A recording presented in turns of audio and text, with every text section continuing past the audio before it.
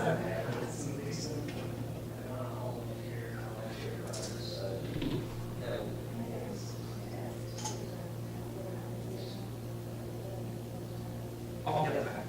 yeah. Yeah, thank you for warning me, because sometimes I just like, yeah.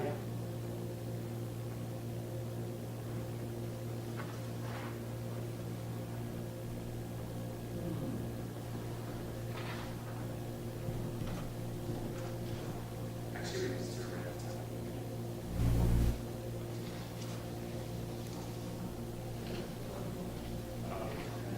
Yeah, I'll do that. Yeah, we'll just add another. Or is it one I can grab? Yeah, there's a I'll just grab it.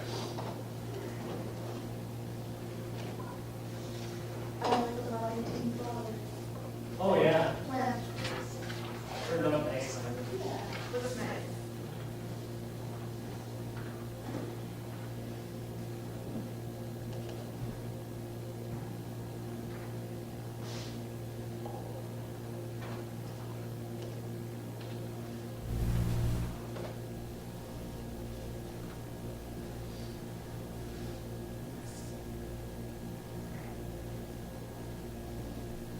So, that's like kind of the top spot under the AC.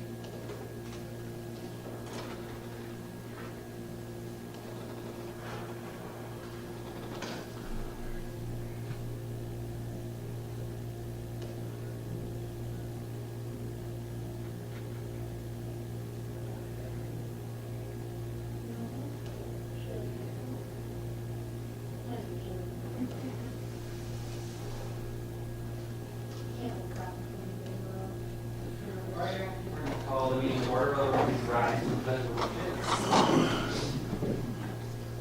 Pledge allegiance to the flag of the United States of America and to the republic for which it stands, one nation, under God, indivisible, with liberty and justice for all. All right, I didn't see a group agenda. We were just talking right before the meeting. Jean would like to, I don't know if let's just do this now, but off the consent agenda, she wants to move the mayor and council salary down to our new business. So can we just pull that from the consent? And then we can just put it as item E under new business if that works for you. Yeah. Okay. Are there any other changes to the agenda? No.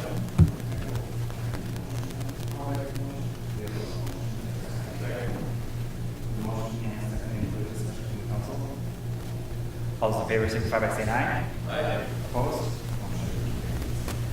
Consider approval of minutes for the auditor's report, budget work session, council meeting, and the regular work session from August 18th. Packet. Are there any changes to those? If not, I'll entertain the motion. We have a motion. Is there a second? We have a motion and a second. Any further discussion? All those in favor, signify by saying aye. Aye. Opposed? Motion carries. Item E, input. It's not something that's on the agenda. Yeah, come on up, just wait, tell us the meeting.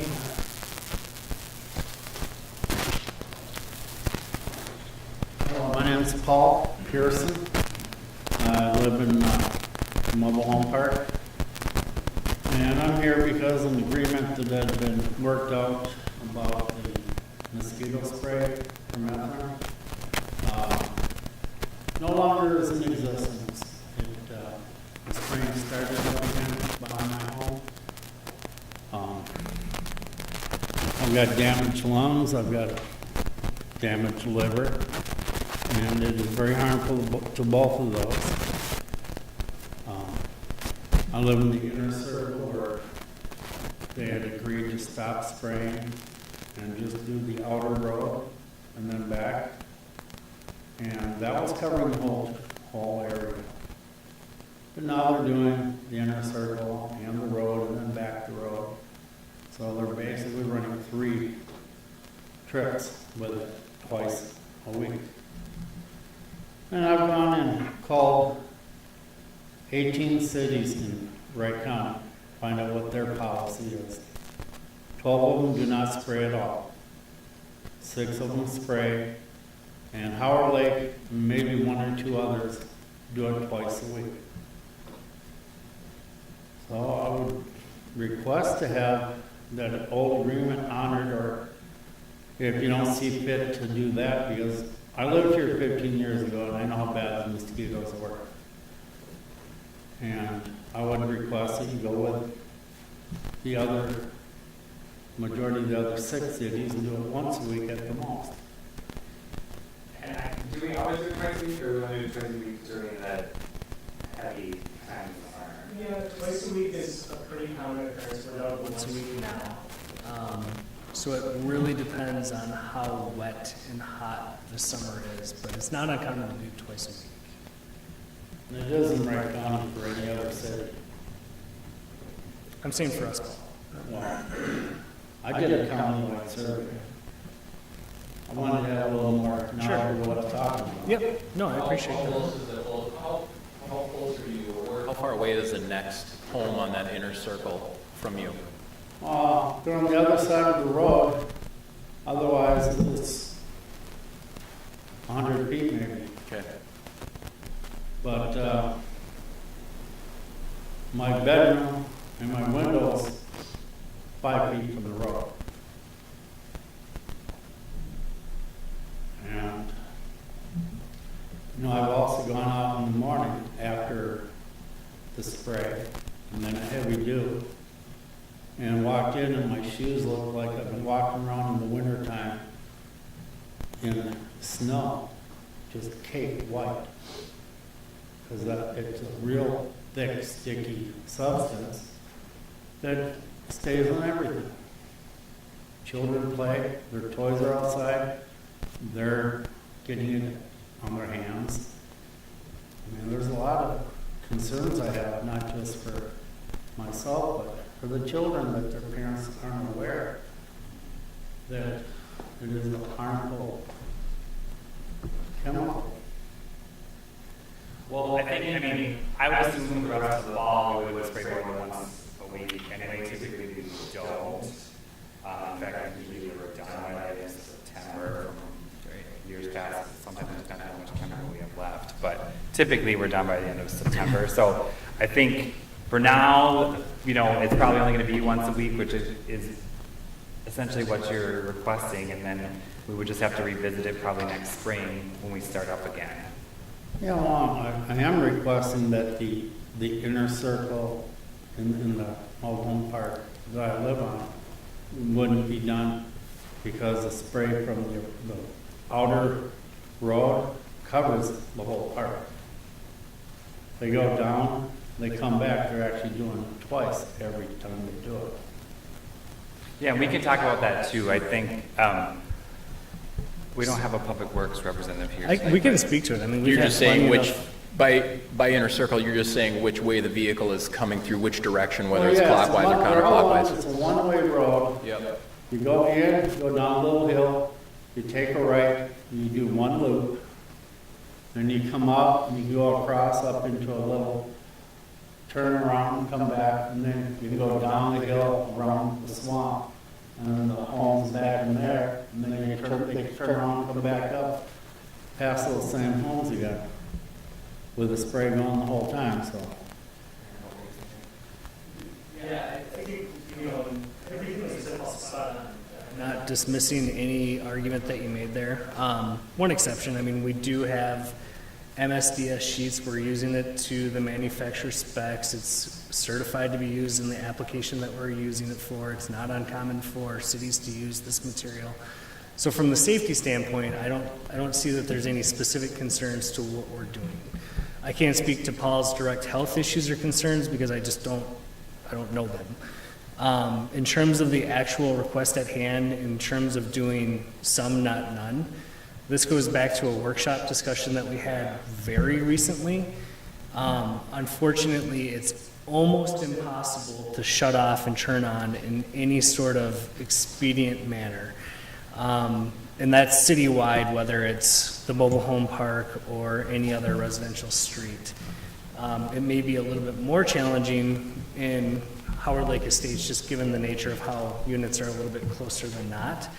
So our basic consensus as council and staff was to do quote unquote everything. And that comes, mind you, out of the roughly 2,200 people that live in Howard Lake, we have 2 properties that request that they don't be sprayed, yourself and one other. So from a public health standpoint, we're spraying everything. It's not feasible for us to turn on and off in that manner. And directly to your neighborhood, we get just as much flack from someone that we miss because we're not doing them because of your request. So just keep in mind the kind of ebb and flow of every request has the consequence. Like I said, when I went outside, my yard was thick with the spray when the heavy dew made it come off the grass. But before you were doing in front of my house, the back row was covering the whole area. So they weren't being missed. They just weren't getting the truck running by their window. Yep, we get all the arguments for it. I'm not dismissing what you're saying for 1 second, but we also get complaints that folks were missed. I mean, it's In their opinion, that means they were. right, a no-win proposition on at least one of those sides. Well, I can give you a list tomorrow of the cities that I have that do not spray at all, and the ones that Sure. I have that do. Yep, I would certainly welcome the information. I could even take it now. Again, every community is different. Howard Lake is a little unique in as much as we have 3 lakes, a lot of wetlands. There's just a lot of opportunity for mosquitoes. So I can speak to Howard Lake's kind of circumstances. I can't speak to Maple Plain or Maple Lake or Buffalo. But I can tell you from a policy standpoint, this council has said repeatedly that they will spray into the schedule that they have. No, Maple Lake and Maple Plain do not spray, Buffalo does. Well, and there could be a variety of reasons why those cities don't spray. It could be budgetary, it could be environmental. I mean, it's really, and maybe you have that information. I certainly don't, but, you know.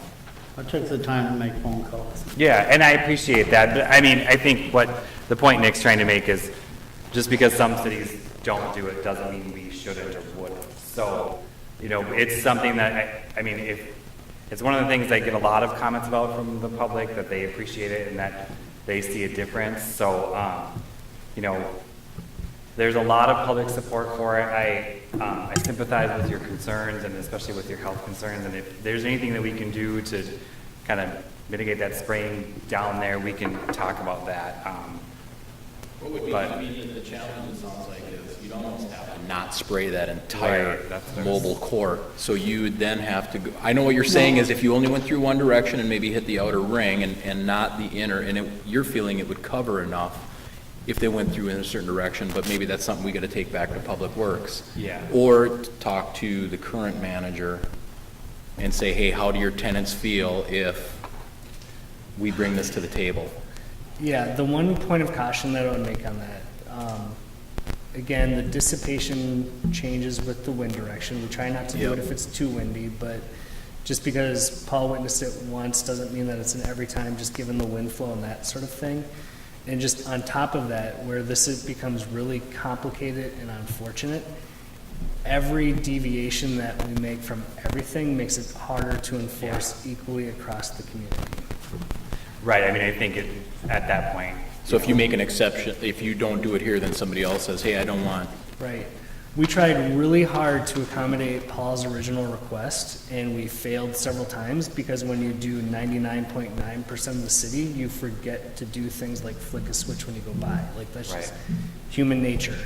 But then on top of that, we just get easily 10-to-1 complaints for being missed versus being hit. People are familiar with the process and the service. It's one of the things that, by and large, is very well supported and appreciated. And it's not just like a convenience, not having mosquitoes out while you're enjoying your neighborhood. Keep in mind that we started this in the onset of West Nile, and that's still a concern, you know. I know recently too, there were concerns about what time of the day. We talked about that already in a previous setting, but And that was valid hopefully pushing criticism. it, they're valid, but hopefully pushing it off into a later Right, point in time where your pollinators have, right.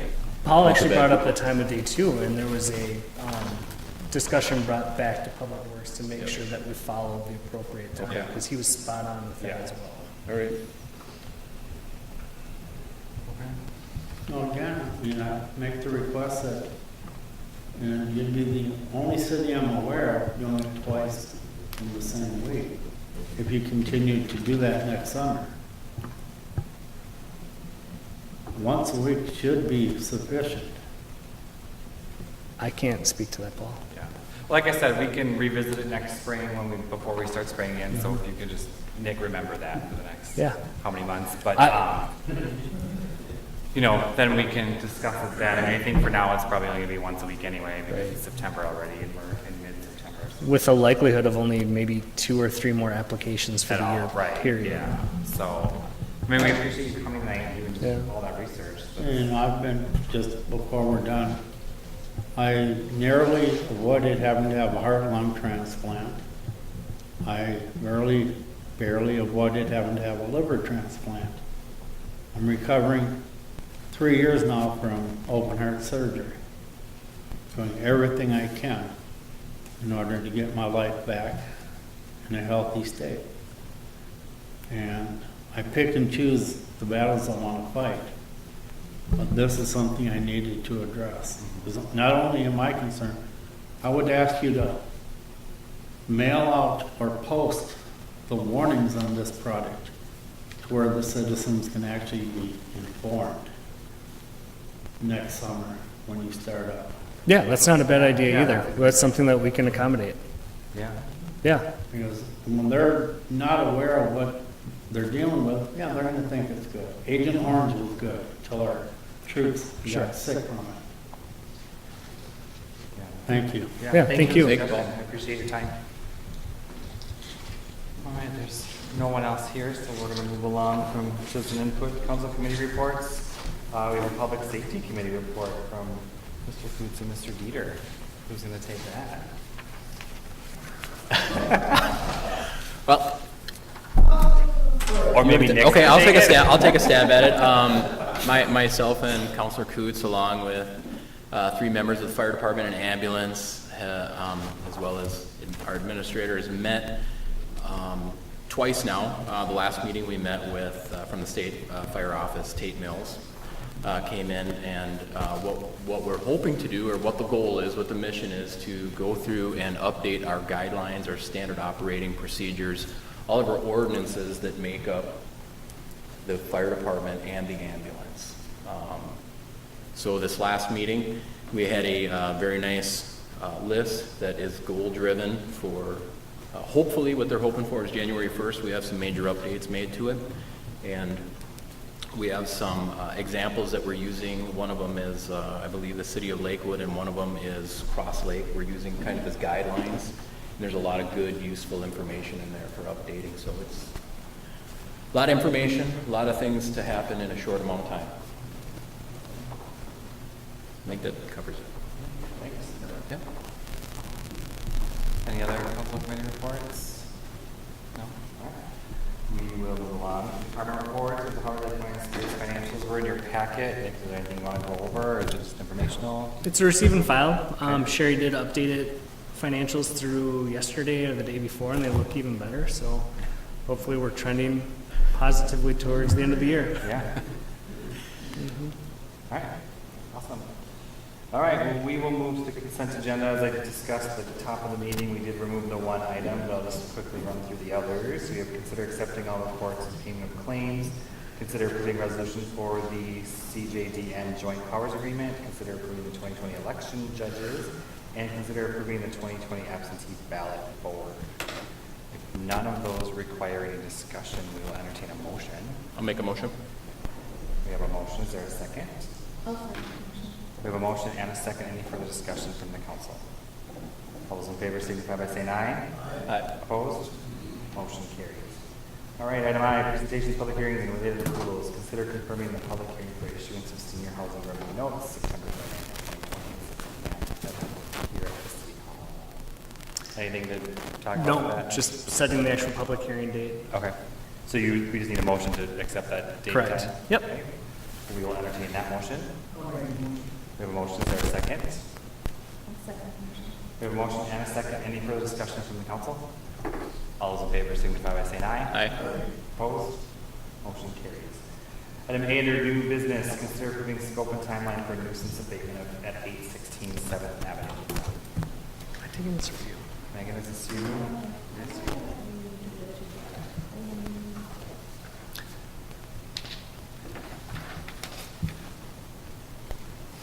Okay. Do I have the wrong agenda item? Or? No, you're good. Okay. You guys are all aware of the property at 816 7th Avenue. It's been under construction for, Ever. quite some time. I don't know if you guys have driven by this week, but they've gotten a lot done. Yeah.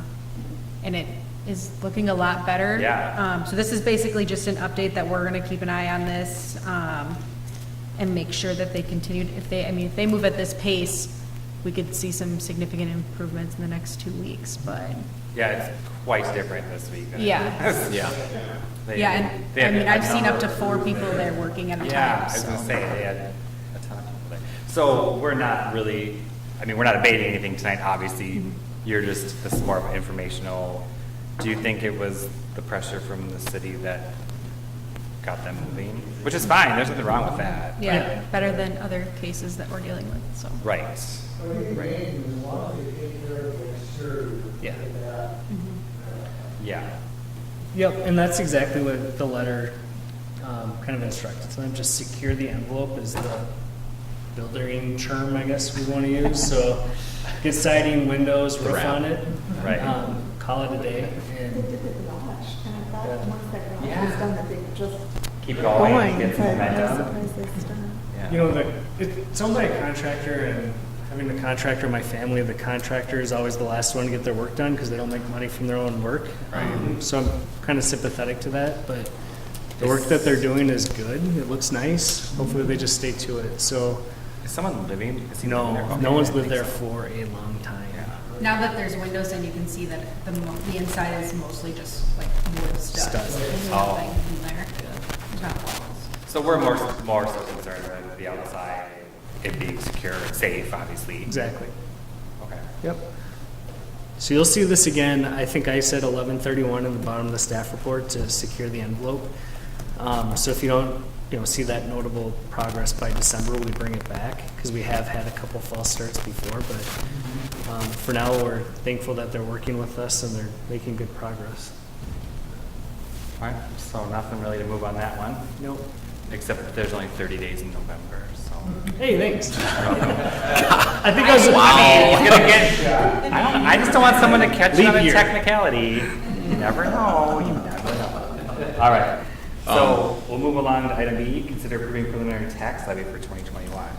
Yeah. I had a quick question, Oh. though, instead of moving on from that. On 4th and Sorry. 5th Avenue down there where the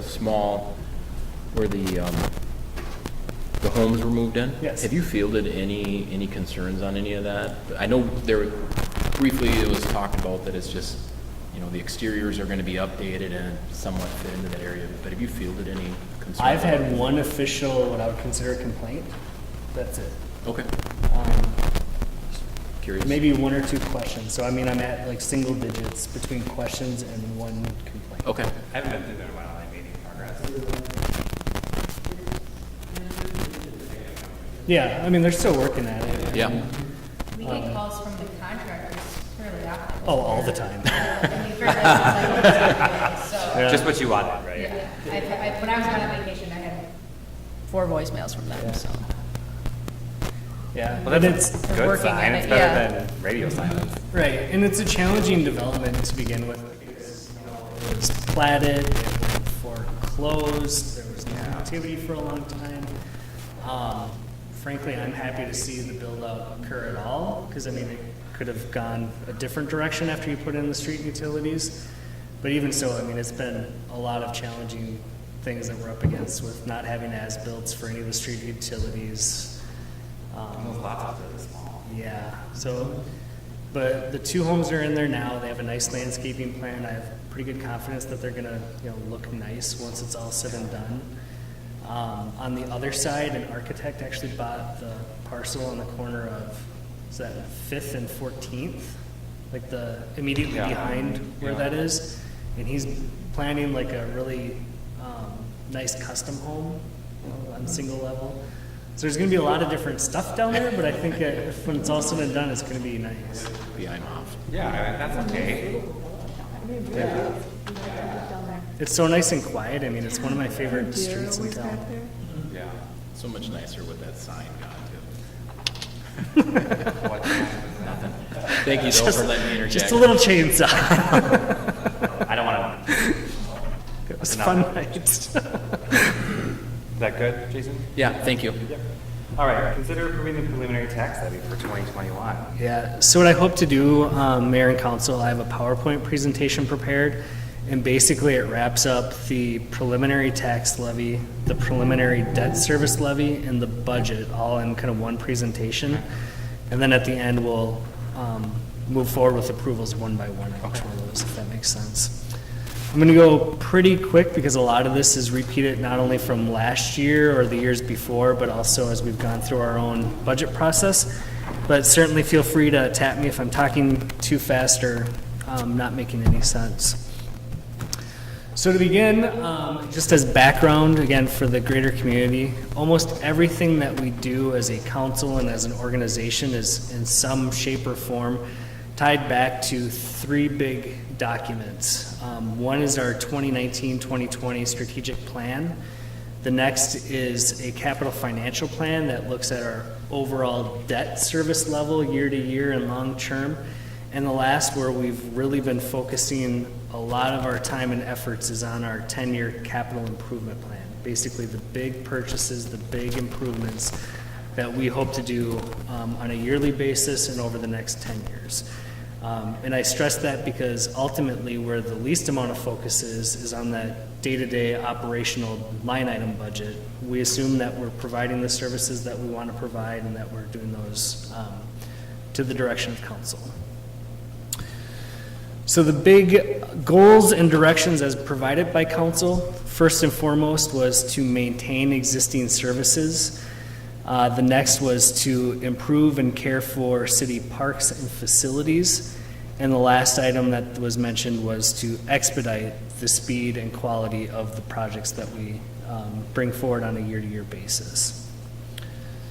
In terms of the actual budget formation process, where we've gone over the last probably 2 or 3 months, this started with a council expectation survey, if you recall, just recognizing the fact that it's a pretty whirlwind year. We checked in with each other just to make sure that we're not expecting any big fluctuations up or down in our levy, our budget, our borrowing, and that sort of thing. We received input and requests from city leadership and department heads, and we also looked at our 2019 financial statements. One area that we're still working on, as I've noted, is just the line item review and adjustments, like the minutia of operating the city itself. And last, the actual 10-year CIP. At the macro level for the city, we're doing fairly well. We have a strong financial indicators that include good long-term planning, strong and stable management. We have a good liquidity and flexibility in our cash flow, and a growing local economy. Things that were noted as weaknesses: the amount of outstanding debt and the amount of interfund loans that we have. And as we've discussed through our budget process, I think we also have a pretty good answer for how we're repaying those and how we have good income sources to pay those off. The city was upgraded last year now to a AA, which is a nice feat for a town of our size. Looking at market conditions and how that impacts tax capacity, one of the things that's pretty interesting to watch is what we're looking at for residential value projections into next year. It's pretty early and difficult to tell, given all of the interesting circumstances that we're up against, what's going to happen with residential property values. Right now, the working values, which literally change every single day with every single property transaction, I'm seeing everything from some small decreases to some really notable increases. So I'm saying from negative 5% valuation to plus 10% valuation. Right now, I just spoke to our county assessor or our city assessor. I have regular conversations with realtors. Our real estate market is strong. Things are moving well. But it's just this question of if and when things change because of COVID or because of the economy, given what we're up against. But as of today, things are quite good. And some of the properties, like basically properties that are 25 years of age or newer, are selling incredibly quick and often above asking. And what's kind of interesting with that, we're also building about 30 new homes a year too. And to see that existing housing stock not be impacted while still building new homes is a good thing. But again, I caution that like valuations, we're not really taking those into consideration with our tax capacity because we just don't know what's going to happen with that. Moving on from residential, commercial and industrial values are steady, if not showing some small increases. And finally, actual community tax capacity growth. We have seen about 6 to 9% increase year over year just from the new homes in Churning Trails and Lake Ridge. So what that means in terms of your tax levy and the overall budget, focusing exclusively on that new growth, because again, there's too many questions in unforeseen circumstances in the valuation of residential properties to really take those into effect. We're still looking at about a $95,000 to $110,000 increase in tax revenue year over year from the new homes that we've seen built over the last year or two. So that's a good thing. And where that becomes especially interesting, I think, is when we look at budget deviations year to year. So looking at this, these are some of the more notable increases or decreases from 2020 to 2021. If you look at the arrow on the very top and the very bottom, we'll kind of focus on those first. The first, we have about a $30,000 increase in debt service. We're now paying the full bond payment for historic City Hall renovations that were completed. So that's included in your debt service levy increase. The very bottom, we're proposing a $70,000 increase in our capital improvement program year over year. And if you look at the total increase year over year, it's $102,000. So my point with showing that operationally, we're almost flat. Some general fund items have gone up, some have gone down, but the two big things that are increasing and driving the actual levy increase is debt service, which we pay our debts, so you're bound to that. That $30,000 in your resolution needs to occur. The CIP increase is where you have much more flexibility. If you wanted a more conservative, lower levy, that's where it would be trimmed from your capital improvement cost. Does that make sense? Okay. So moving into the actual capital improvement plan, again, where we spend most of our time, most of our money, most of our efforts as a community. This is a snapshot of what it looks like in 2021. A total allocation of $545,000, broken up into the categories listed above. Streets, 180,000, fleet of 15,000, technology of 5,000 rather, facilities of 10, parks of 175, downtown at 10,000, and a sewer fund supplement of $100,000. Again, this would be including that $70,000 increase to the CIP. I've broke this down a little bit further into specific projects that we have discussed at previous budget workshops. On this slide, I'll again kind of go briefly over this. In terms of streets, we're not looking at any considerable reconstruction projects or even mill overlay projects in '21.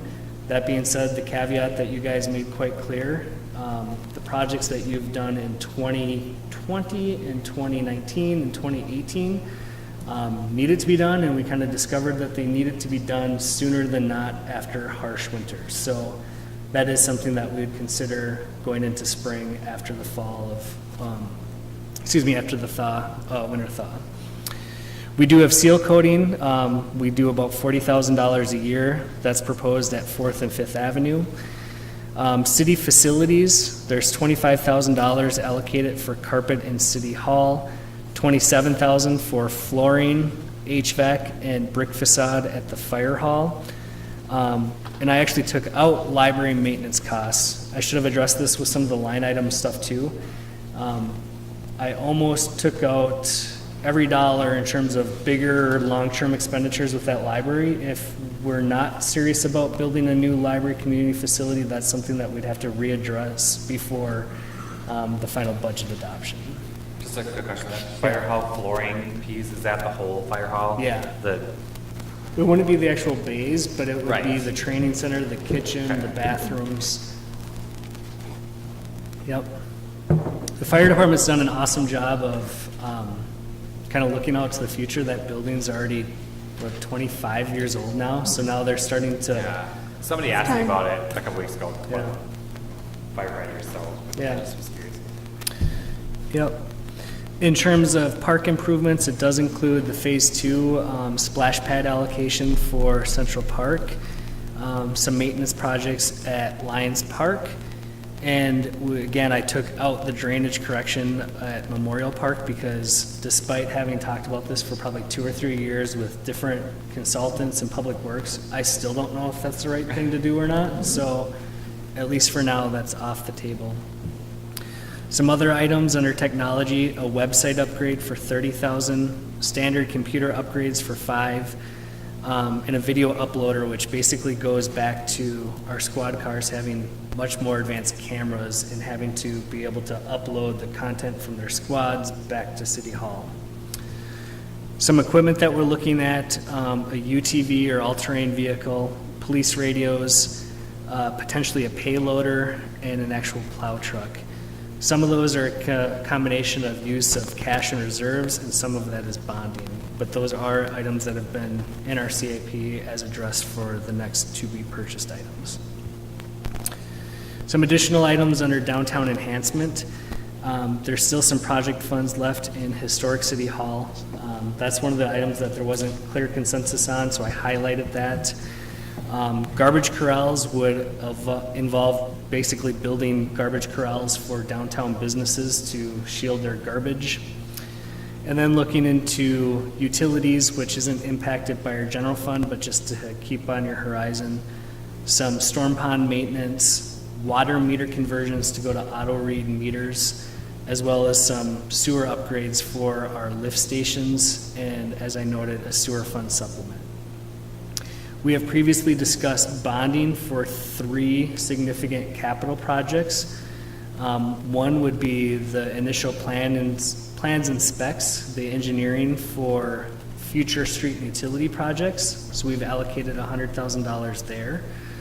The next is, again, the planning and engineering architect's fees with a possible public workshop. And the last is the same, the engineering, the studying, the actual architectural specs for a library and community room. I think those, again, are more of placeholders. Those are going to involve much more in-depth conversations as we move forward. But I am being transparent with the community, with council, that this is what's on our radar for 2021. For, just kind of a dumb question, those garbage corrals, do we know which businesses and how many that's gonna get us? And, 'cause I know at one point when we were doing the, I think the parking lot over here, oh, and the mailbox and the Yeah. drive-through, we talked about the grocery store having a garbage corral. I thought that was gonna be on, that we were requesting that they build it, and I'm assuming they just chose not to. Yeah, so that whole project fizzled out after the bids came in $100,000 more than we anticipated. So we did some much more light touch-ups. I can't answer specifically which businesses, but I can tell you that I think the general idea would be to have 1 or 2 shared garbage corrals in Block 18, the Park and Ride, and behind City Hall. So you'd be looking at potentially 3 or 4 of those total. And when we bid those out, that item wasn't astronomical. That was one of the more reasonable things that we were looking at the time, at about $5,000 each. It really depends on what you build them out of, because you could build it out of wooden fence and it'll last 5 years. You can build it out of maintenance free and it'll last 10 years. Otherwise, to do it with like concrete block, which you probably need in a parking lot that gets that level of abuse, then you're looking at, $5,000 to $10,000 each. I would like to revisit with Parks and Planning, just looking back at park updates. Yeah. Because through all of COVID,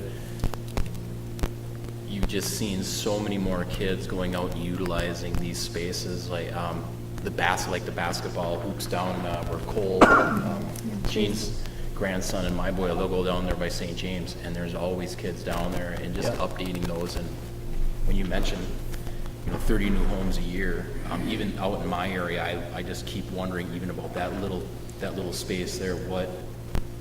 How do we continue to wait for the ask, or can we revisit that and put that back in front of Parks and Planning and say, hey, look, do we think anything different here? Yeah. I think that's an okay request to make. I think that's a good study question for the Parks and Planning Commission to take up. I know I've threatened this before, like some sort of community survey and that sort of thing. I would still like to do that. when Absolutely. Time allows, like, give the people what they want, Right, okay.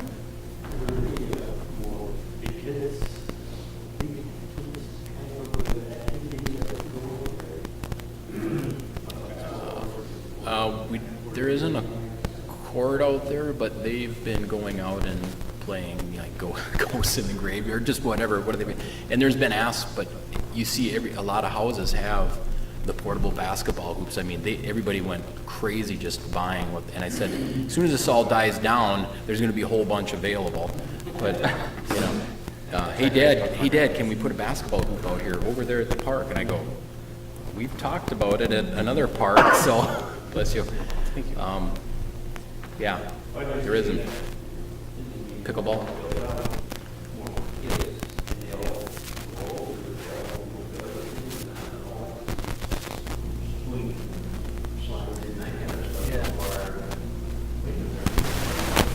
So and again, that's a good point to make too, Al. I mean, the Parks and Planning Commission, whenever they look at a park, and when we have done like comprehensive planning, the last one was back in 2011, but we also did kind of an abbreviated version with Central Park. We look at the amenities that we have, we ask kids what they want, just to make sure that we're trying to cover the most people for the most time of year. So the goal of any park is to get the most action over the most years and the most time of the year. And that's why the programmed elements that you see in Central Park were brought forward, not horseshoes. Like, people don't play horseshoes anymore. And in fact, where you might not see the big hot ticket item of like a skate park, that was a thing that was really popular like 10 or 20 years ago. Still has some interest in different areas, but it might be a fat tire park where you take a piece of land and you just say, hey kids, make trails on your own. But all that goes back to what Jason's saying, like, we need to figure out that we're doing the right thing for the residents.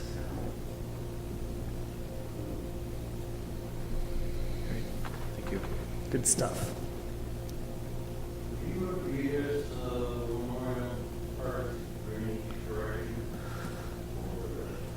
Yeah, I could address that a little bit.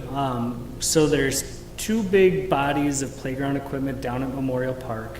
One we've, as part of previous improvement projects, put a concrete curb around when we installed the chips. The other smaller section that we have is not curbed and does not have adequate wood chips because it's in a very low area and it kind of takes a deluge of water from the parking lot and the surrounding areas. So if you come out there during a heavy rainstorm, you'll actually see like a rain channel going through that playground equipment. In previous years, we've tried to put up like temporary dams, like even one time we tried sandbags just to see if it would work to eventually put up a curb, and it washed out considerably. We've spent a lot of money on wood chips over the years that have, washed out to that lower parking lot.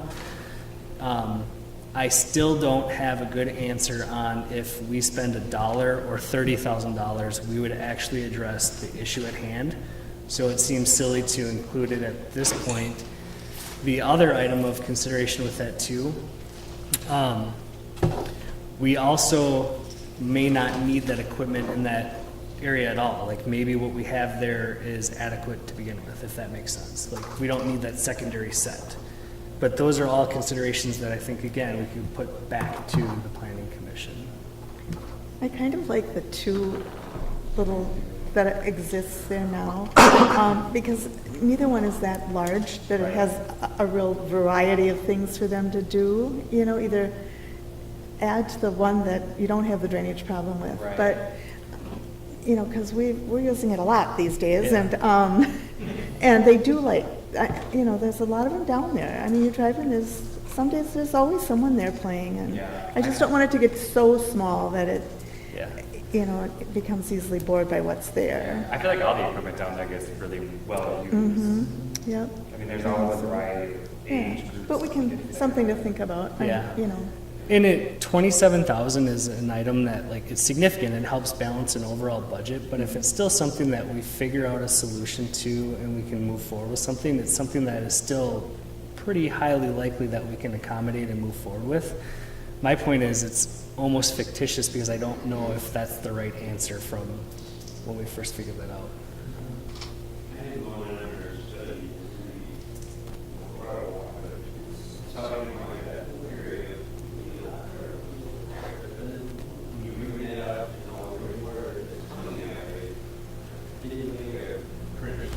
Yeah.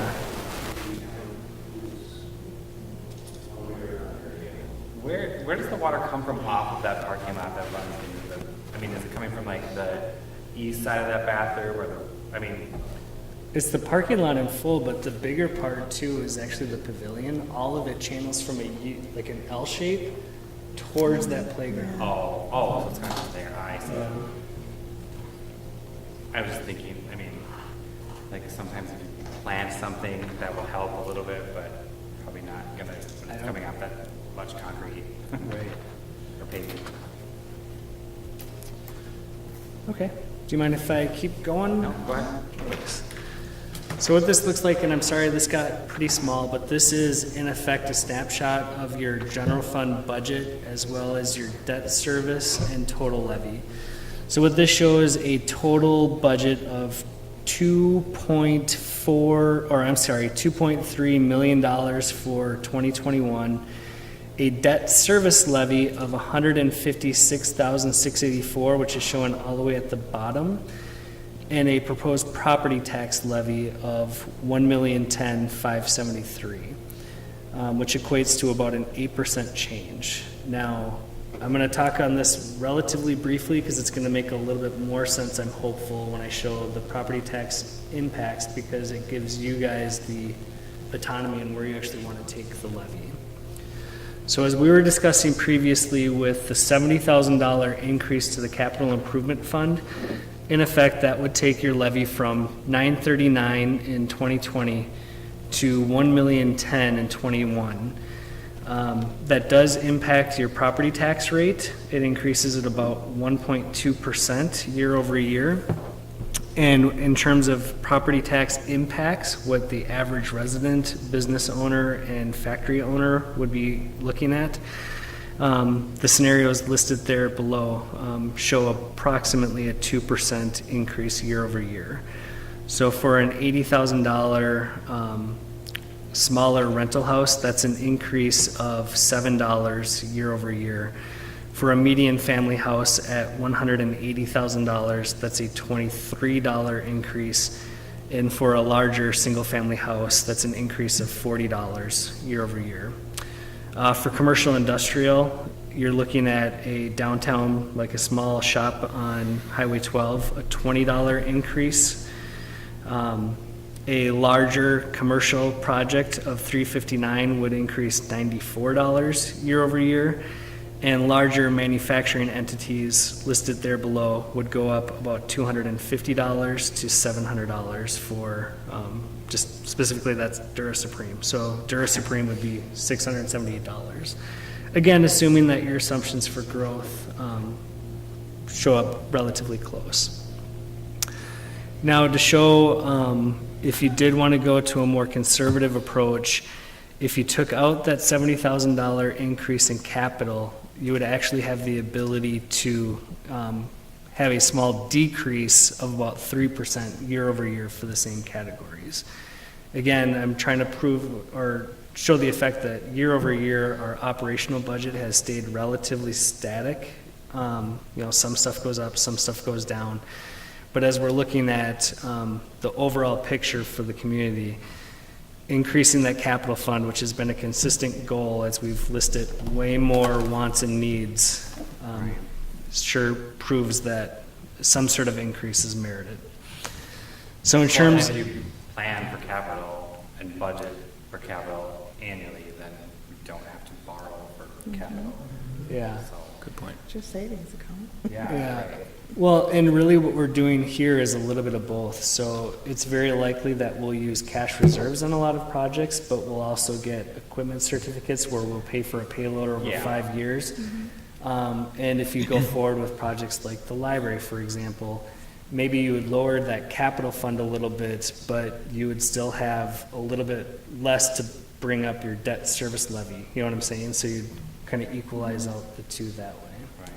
And aside from big projects like the library or, like, I guess that's the only one, but, I mean, typically your capital plan doesn't, you don't remove items from it, year after year. I mean, maybe you push things out further, but, I mean, I've never seen a capital plan where you just decided to remove a piece of equipment.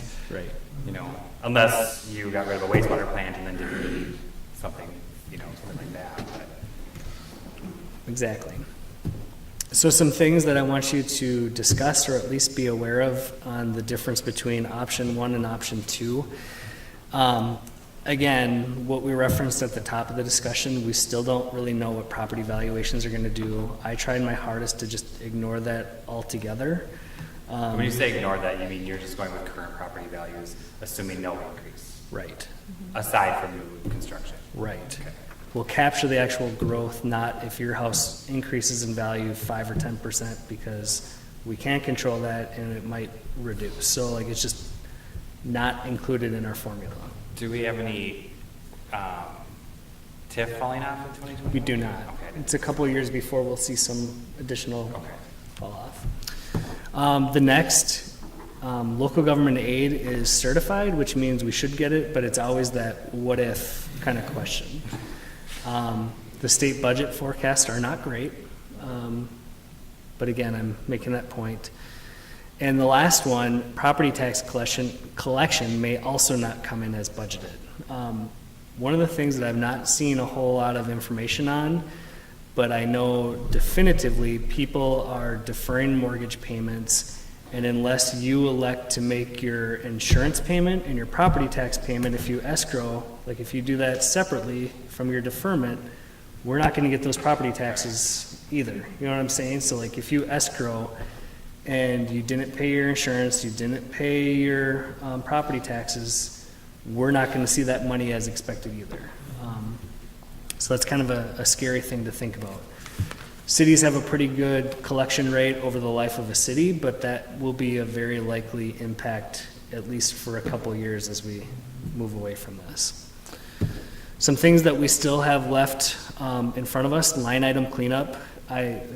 There's just a lot of cleanup on the individual line items to do. Next, the CIP allocations. I think you guys brought up some good questions, so that could be a potential workshop that we look at before the final budget in December. And again, some other stuff that we're just, again, not counting on, but might be a nice little win at the end. End of year projections that we're looking at specifically with the liquor store. Like, that might be a way to do more if you so choose, if we actually see a notable profit. But for now, that's not included in any sort of manner in your 2021 budget. Finally, just some things that we're starting conversations on, but not fully fleshed out in our capital improvement plan. The CASA 7 Trail, the splash pad and library, and street projects. So what I'm saying with all of this slide is I sure hope that if you go that option one with that highest level, maybe we work it down a little bit, but I'm telling you that we have a lot of capital needs regardless. And just to be cautious if you go to that lower end too, that we make sure that we are thoughtful of some of the stuff that we have begun discussions of, that we're not, shooting ourselves in the foot. So again, moving ahead, we'll have more staff input. We want you guys to talk, and certainly it's the public dollar. So if we hear from residents, they have the truth in taxation, like, we actually want to hear from people in that shape and form. But ultimately tonight, what you are looking to approve is a resolution approving the preliminary tax levy. The option one and option two were the discussion points presented on earlier slides. The notable difference is the $70,000 increase in capital allocations. The second is a resolution approving the preliminary debt service levy. Not a whole lot of negotiation on this. This is just the debt that we need to pay in 2021. And finally, Not new debt, just existing debt. yeah, right. And finally, approving the general fund budget for 21. So I'll turn that back to you guys for additional comments, questions, action. Well, good work on this, first of all. Thanks for making it easy to understand, or easier to understand. Not easy, all right, but more understandable. My personal opinion about the capital is, I think we'd be foolish to take it out. I don't know, foolish probably isn't the right word, but I don't know, I feel like our capital savings plan that, the path we're on now is really the path we should have probably been on for, a couple decades now. That's just my personal opinion. I agree. Maybe save for a rainy day in your personal life, hopefully. It makes sense to do it here too. So for now, as we know, you always can reduce your levy, you can't increase it. So not that I want to, throw everything at the wall and see what sticks, but I prefer to go with the higher levy in this initial step, and then, chip away at it as we see fit. I do also, because I got a feeling that we're going to lose some LGA. Mm-hmm. I really believe that. Yeah. I think it's a conservative number too, because like you said, you didn't work in property value increases, and maybe we won't see any, but I'd be really surprised if we didn't see any market value increase. I actually think that we will, which is more reason not to be more aggressive with your levy. Right. Because again, if your property is worth more, you're going to pay more dollar for taxes. So for all those reasons, it's good not to include that valuation this year.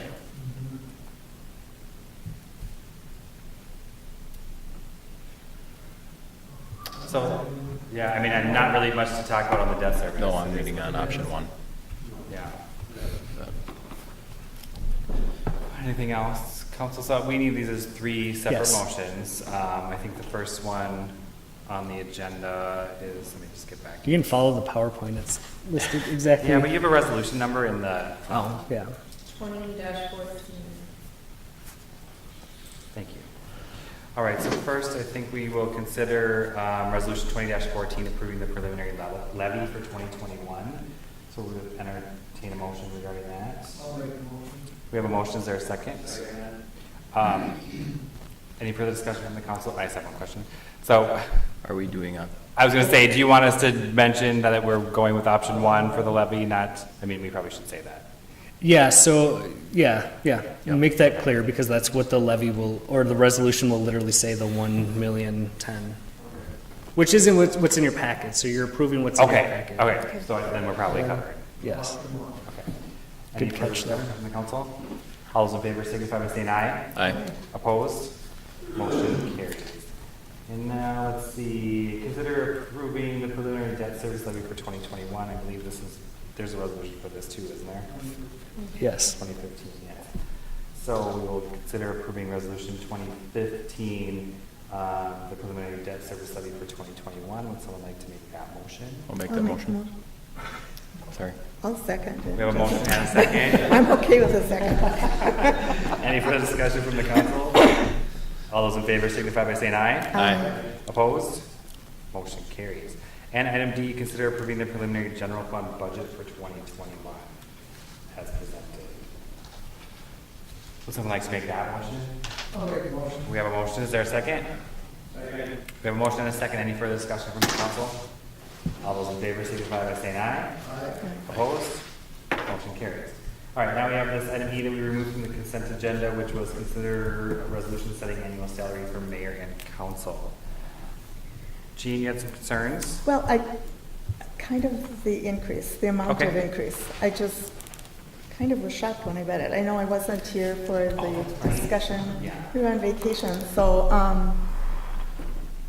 yeah, I mean, 5, You thought one was 5. council. Oh. Not So, six. so let's back up a second. So, keep going. well, no, I mean, I just thought $6,000 a year. I just thought that increase Okay. was a bit much, I Okay. thought. For me, I felt uncomfortable with that. And I'm not sure how we came with that number, and I Well, should ask. maybe I you. wrote it down wrong, if Jason expected to see I 5. think we were remembered hunting, 5 also, I think we were but- hunting for a number, and Tom or somebody just, we were talking about numbers, and it just happened. Yeah. There's a lot of talking, but not talking. If you can imagine that. I just, I just wanted to kind of Yeah. voice So my, in- I In just thought general, it was you're excessive. not, so in general, you're not comfortable with an increase? No, just the just the amount I was Okay. uncomfortable with. I would agree with, definitely a lower amount and 5. We're called 5. Yeah, I'm sure I just wrote it down wrong, so blame Nick. That was not the increase, that was the new salary.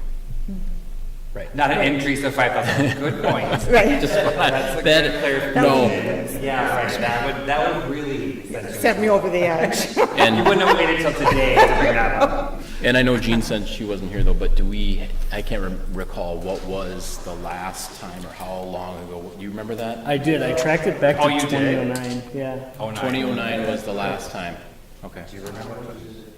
I remember when we said, I mean, I don't remember the year, but I remember when we said that. I just, yeah. We averaged, yeah, What was your question? we averaged, I mean, I can tell you, we averaged 2.5% cost of living for staff because the consumer price index, Oh, yeah, if we're you still look using that over, CPI business. I try not to. I'm just flat out saying you do a 2%, which we did tonight.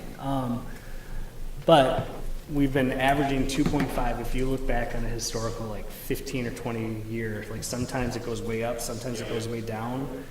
One time, like even for this year, you could look at 10 different products and see 10 different fluctuations. So who the heck knows what that's going to do right now? Right. But no, I apologize. I think I'm the one that put down the wrong number. Well, I just figured my memory was wrong, but now I feel a little bit vindicated, validated. So do you guys want to do the council increase to 5,000, and then what about the mayor's salary? Is that right? I Can thought, volunteer, I guess.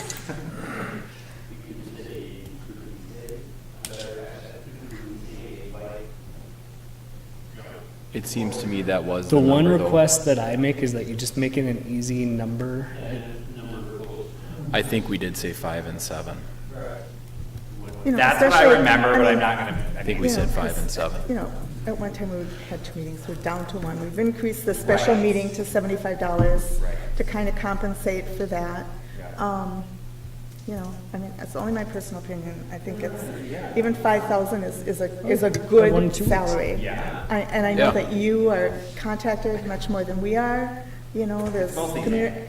Well, yeah, Nick, you can't call him so much, that's the problem. Don't ask for his input. Wow. So often. Whatever. Time, Only I one got vote, this once right? this week, no more. Have to wait till next week. I'll start keeping track. Yes, to that. When it works out to like a negative age, then I'll just say, no, you're right. I say thank you to Gene for bringing that up. Yeah, thank you. So are we settled with 5 and 7? Do you want to do 5 and 6? I think we said 5 and 7. I mean, I don't know. It doesn't matter to me. I mean, believe it or not, this isn't my only income, so I'm not too concerned, but. I'm not weighing in on, I'm comfortable. For me, the 6 was a little uncomfortable, but I mean, if you guys are fine with 5, then. Let's go with 5 and 7. Okay, We 5 need and a- 7 it is. we need an action. Round numbers. Right, we're getting there. So And that's we'll- actually gonna be for ordinance 20-04. I forgot to move that, because we have to approve to change. Oh, yeah. The city code by ordinance, not resolution. Yeah. Oh, good call. What's that ordinance in the packet? Yeah, the council requested, it says approved resolution, but it's supposed to be ordinance. Oh, okay. All right, well, would someone like to make that motion as? Okay, we have a motion, is there a second? I'll second. We have a motion and a second, any further discussion from the council? All those in favor signify by saying aye. Aye. Opposed? Motion carries. Old business, there's none that I know of, Nicholas? I don't know, administrator's report, I'm guessing you've talked enough tonight, or do you have something else to share? No, I'm gonna allow Jean to speak since she wasn't okay. here for. Oh, sure, earlier. yeah. Do you want to address Sorry. council on fence or just talk to me after, or how do you? I got a call from Dennis Bisey earlier today that I've been waiting for. So Jean is a resident. She lives right next to the fairgrounds. Oh, okay. Has that really nice like nature preserve in front of her house on the county road.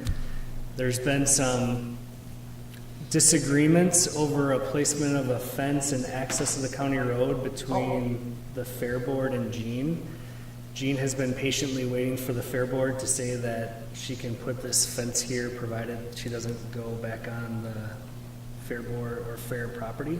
Okay. They didn't meet last month or whatever it was. Okay. So you might have information that I don't know, because I had a call from Bisey that he didn't even leave a voicemail, and I've been running, so. Yeah.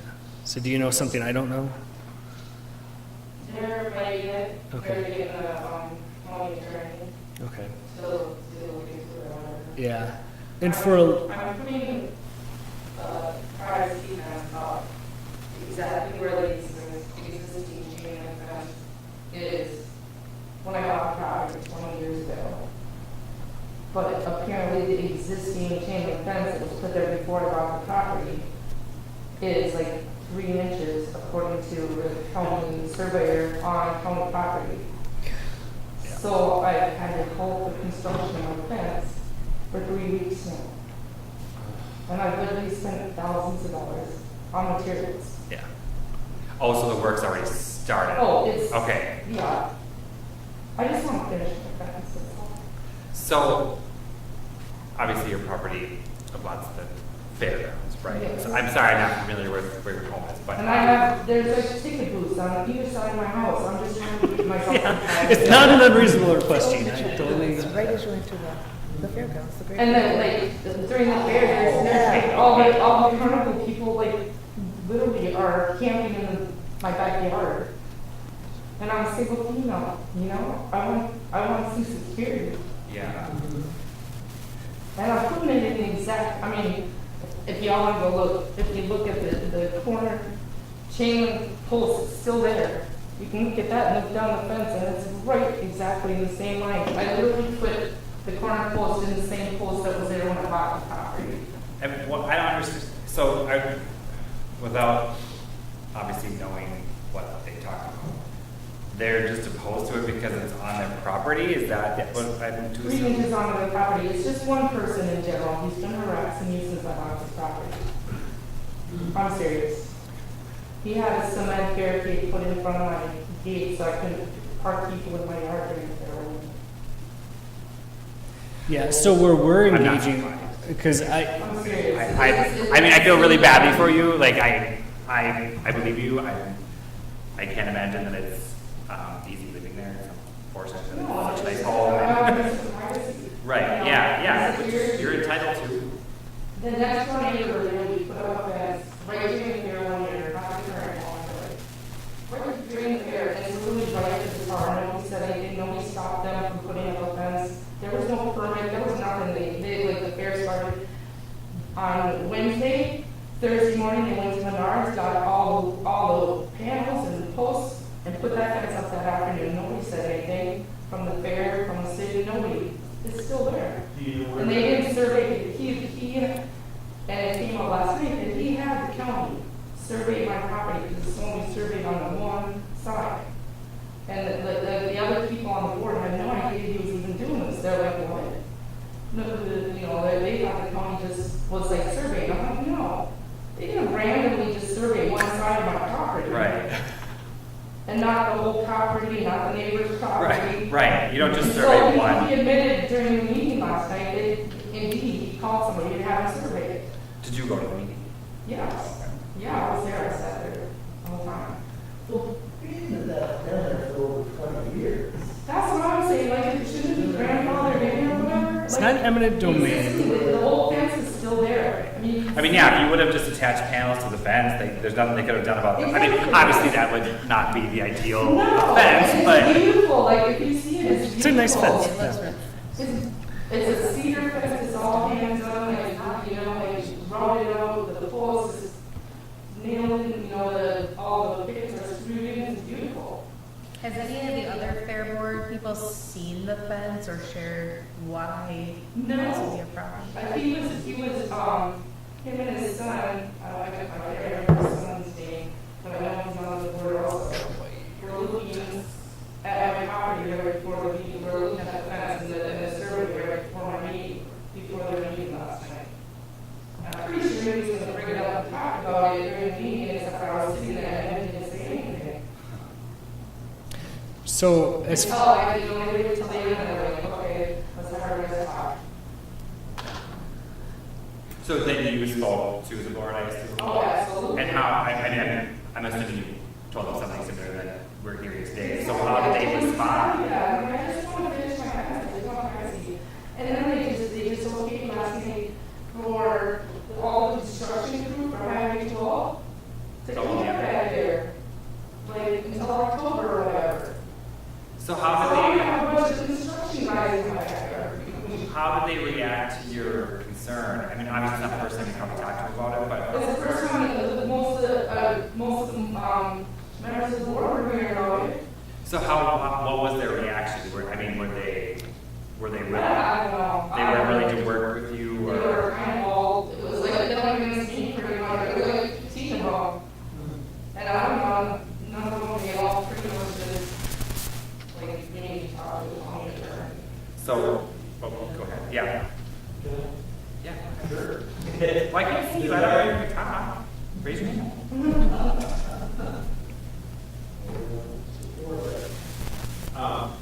The neighbor on the other side of the driveway, that one? Yes.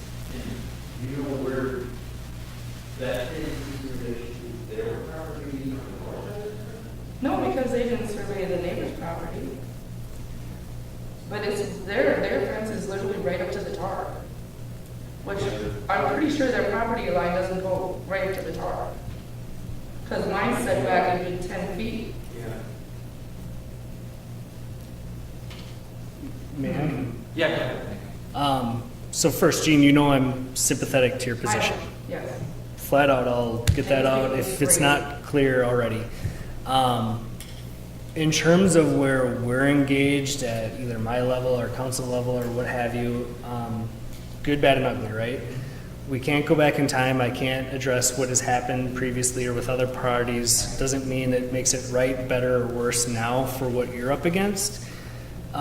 In terms of the actual regulations that we're looking to apply, initially, Jean didn't have a permit, which is an easy thing, like whatever, you get a permit. We worked together to make sure that she could have a privacy fence in general everywhere where she wanted it, even though her property is kind of wonky that typically we don't allow 6-foot privacy fences in your front yard.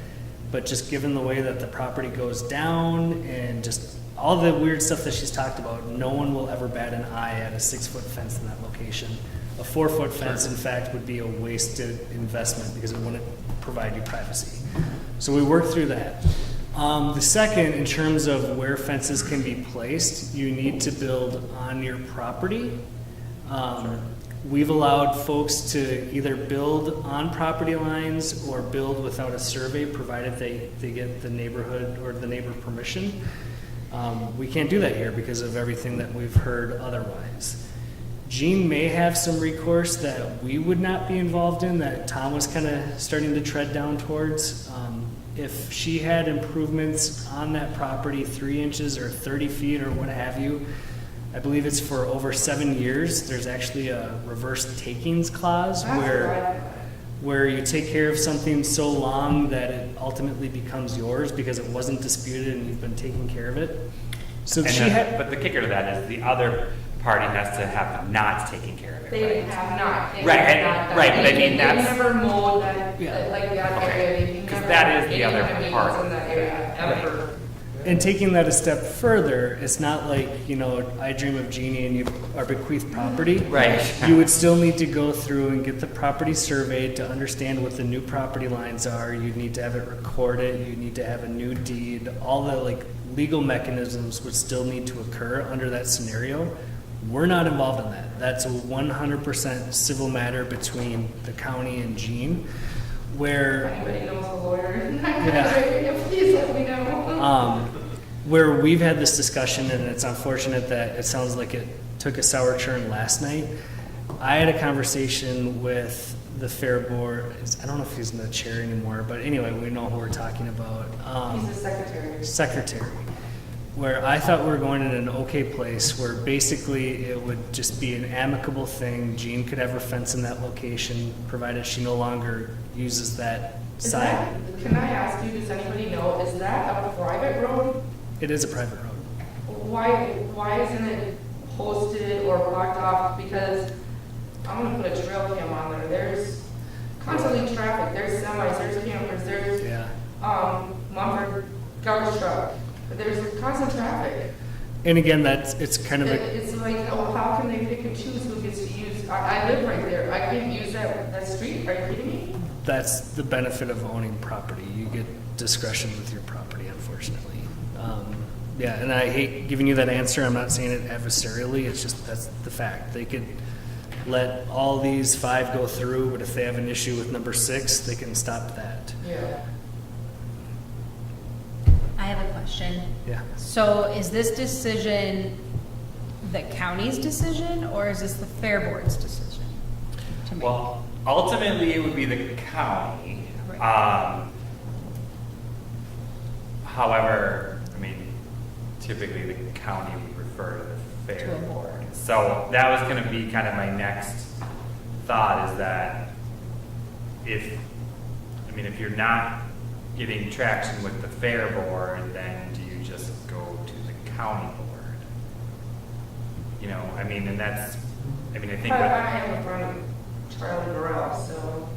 Well, he's only got a couple months left, but yeah, that would be, no, Maybe really. I'll push this through. Yeah, and Charlie's a reasonable guy. I think that would be a great place to I start. mean, I've done fireworks with his brother Pat for years. Yeah, that would definitely be a good I place tell to him I start. did fireworks for the Good Neighbor Days. Oh, Did you know that? I did not know that. I missed them this year. It's the first year I've done them since I got my license.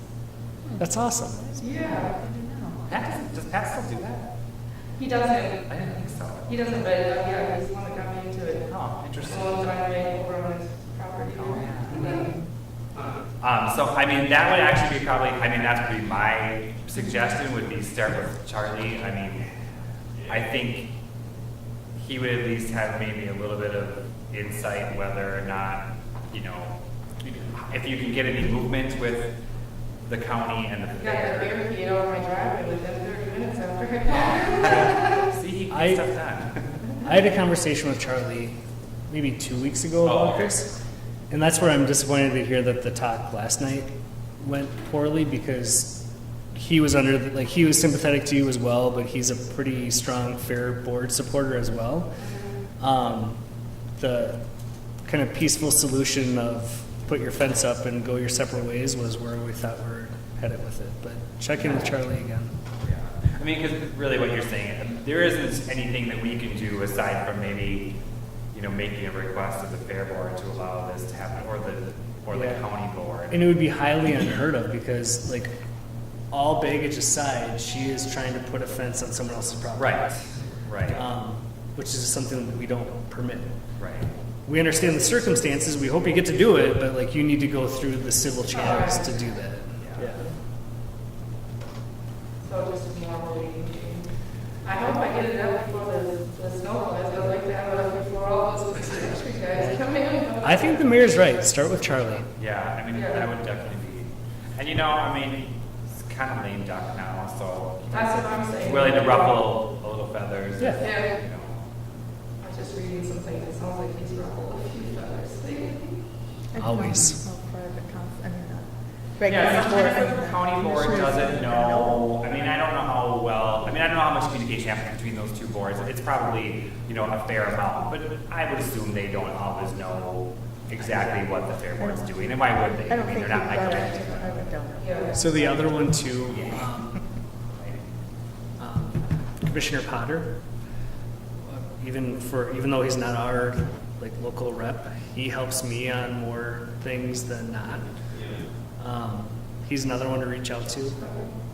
Yeah, I have your contact information, I can send that to you too. Yeah. Okay, I would just make sure you tell them that you were putting a fence right on where another fence was. I would share a picture to show that it looks nice.